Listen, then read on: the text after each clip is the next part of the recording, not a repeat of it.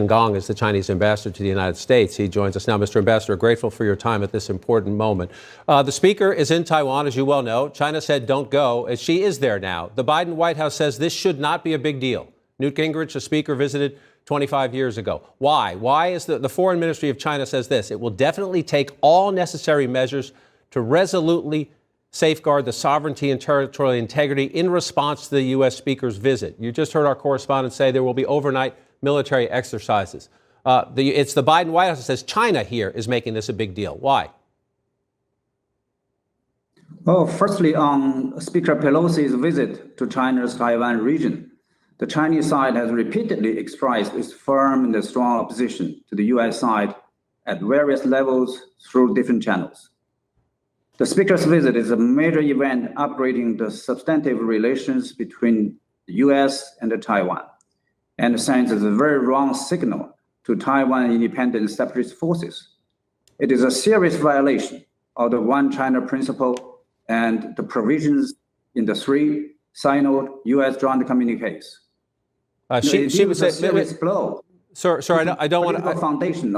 I don't want to. Seriously infringe China's sovereignty and territorial integrity. That is the position. Sir, let me jump in for 1 second. Forgive me, please. I don't want to make this contentious, but that is the position of your government. But she says she is there in honor of the Taiwan Relations Act. I understand how difficult this is, but Taiwan has a democratically elected government. Speaker Pelosi says it is very important at this time in the world for her, as the top woman in the United States government, the number 3 person in the U.S. government, to show its support. China could have just said, let it go, played it down, ignored it. Instead, the White House would say it is China looking for a provocation here. Well, the question of Taiwan is not about democracy. It's about China's national sovereignty and the territorial integrity. And it is the aspiration of the more than 1.4 billion Chinese people to achieve the reunification of China. And it is an unbending will of the whole Chinese nation to defend our national sovereignty and territorial integrity. Nancy Pelosi is not a person in the street. As you mentioned, he, as a speaker, he's number 3 in the U.S. government. So her visit, in whatever form, at whatever time during his tenure, carries high political sensitivities, and it will result in the escalation of the tension across Taiwan Strait and escalation of the tension in the U.S.-China relations. So we firmly and strongly condemn and protest against it. And you mentioned that this is not the first time of the speaker's visit to China, to Taiwan. Let me say this: 25 years ago, Speaker Gingrich visited Taiwan. It was completely wrong. The Chinese side was firmly opposed to it from the start. The U.S. side should draw lessons from it instead of making repeated mistakes. And one mistake cannot justify the following mistakes in the same nature. Well, Speaker Pelosi says that you have to look around the world, and she sees Russia's invasion of Ukraine. She sees China violating its agreement with Hong Kong about the one government, two systems. And she says, therefore, it is extra more important at this point for the United States to publicly make clear it stands with the people of Taiwan and its democratically elected government.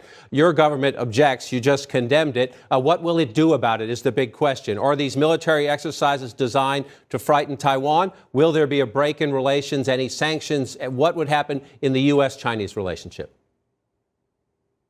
Well, people should not confuse the question of Taiwan with the Ukrainian conflict. And on the question of Taiwan, it concerns China's core interest. And some people here in the United States, on the issue of Ukraine, they emphasized national sovereignty and territorial integrity. But why they do whatever they want to damage China's core interest, infringe China's national sovereignty, territorial integrity? This is a play of double standards. So we firmly reject that.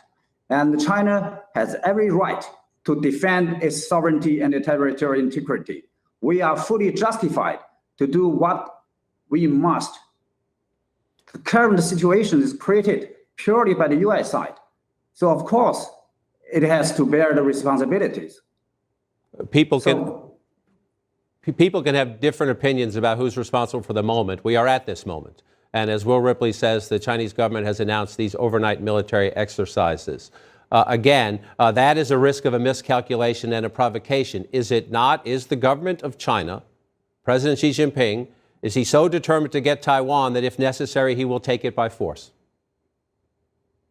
Well, to achieve the reunification, as I said earlier, is the firm and the strong will of the whole Chinese nation. So China's sovereignty cannot be infringed, and the Chinese people cannot be humiliated, and the reunification of China cannot be stopped. We said repeatedly in recent time that the PLA will not stay idle. And the duty of PLA, the China's military, is to defend China's sovereignty, territorial integrity. Mr. Ambassador, so we will take whatever we can to respond and to protect, to safeguard our sovereignty, territorial integrity. And our response will be very firm, strong, and forceful. Full, strong, and forceful. Those are strong words, Mr. Ambassador. I'm grateful for your time today. We will watch how this plays out, and I hope you can stay in touch with us in the days ahead as this plays out. I appreciate your time today, sir. There's obviously a disagreement about some things, but I appreciate your time. Thank you for having me. Thank you, sir.